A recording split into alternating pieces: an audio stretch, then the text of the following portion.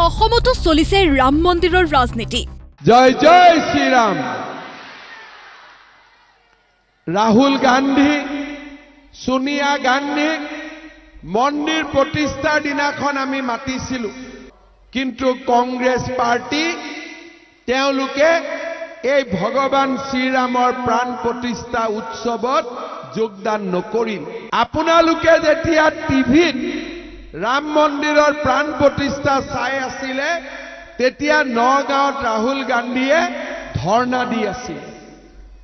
তাৰমানে ৰামৰ প্ৰতি তেওঁৰ কোনো সন্মান নাই। স্থান কাজিৰঙা লোকসভা সমষ্টিৰ অন্তৰ্গত লামডিং। বিজেপি প্ৰাৰ্থী কামাখ্যা প্ৰসাদ তাছাৰ হৈ প্ৰচাৰ চলাইছে মুখ্যমন্ত্ৰী ডক্টৰ হিমন্ত বিশ্ব শৰ্মাই। নিৰ্বাচনী ভাষণত ৰাম মন্দিৰৰ প্ৰসংগৰে কংগ্ৰেছ, ৰাহুল গান্ধী আৰু সোনিয়া গান্ধীক আক্ৰমণ ডক্টৰ হিমন্ত বিশ্ব শৰ্মাৰ। ৰামৰ মন্দিৰত যাব ভয় কৰে। মই কংগ্ৰেছীবিলাকক ক'ব খোজো যে আপোনালোকে যেতিয়ালৈকে ৰামৰ মন্দিৰত নাযায়, তেতিয়ালৈকে ভাৰতত শাসনৰ ওচৰতো আপোনালোকে আহিব নোৱাৰে। এই কথা হিন্দুৰ মনৰ কথা। নিৰ্বাচনী সভা কাজিৰঙা লোকসভা সমষ্টিত থাকিলেও মুখ্যমন্ত্ৰীৰ ভাষণত স্থান পালে যোৰহাট লোকসভা সমষ্টিৰ কংগ্ৰেছ প্ৰাৰ্থী গৌৰৱ গগৈৰ নামাজৰ প্ৰসংগই। গৌৰৱ গগৈ ধুনীয়াকৈ ঈদৰ দিন আছিলে, শিৱসাগৰত নামাজ পঢ়ি আছে, আমি আপত্তি কৰা নাই। কিন্তু যিজন মানুহে ঈদৰ দিনা নামাজ পঢ়িব পাৰে, তেওঁৰ প্ৰভু শ্ৰীৰামৰ মন্দিৰত কিয় যাব নোৱাৰে?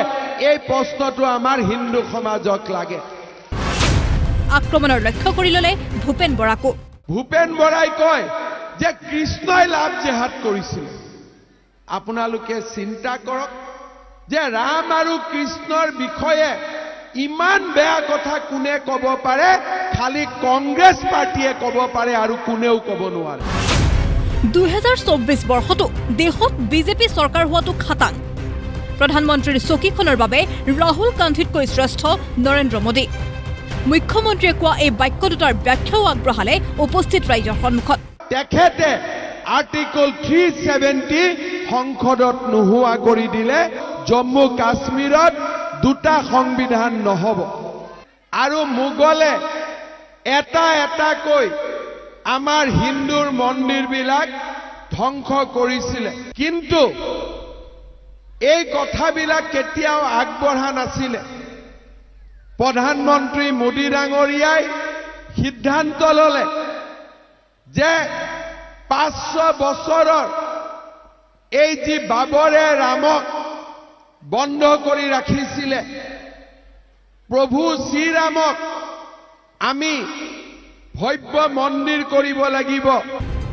মোদী চৰকাৰৰ দিনত হিন্দু সুৰক্ষিত বুলি ব্যক্ত কৰাৰ সমান্তৰালভাৱে ডক্টৰ হিমন্ত বিশ্ব শৰ্মাই ক'লে, বিজেপি চৰকাৰৰ দিনত অসমত সুৰক্ষিত সকলো জাতি ধৰ্মৰ লোক। কংগ্ৰেছৰ যেতিয়া গভৰ্ণমেণ্ট থাকে, কংগ্ৰেছৰ গভৰ্ণমেণ্ট থাকিলে অসমত বঙালী অসমীয়া কাজিয়া হয়, হিন্দু মুছলমান কাজিয়া হয়, আৰু জনজাতীয় অজনজাতীয় লোকৰ কাজিয়া হয়। আজি 3 বছৰ বিজেপিৰ গভৰ্ণমেণ্ট আছে, মানুহ শান্তিত আছে নে নাই?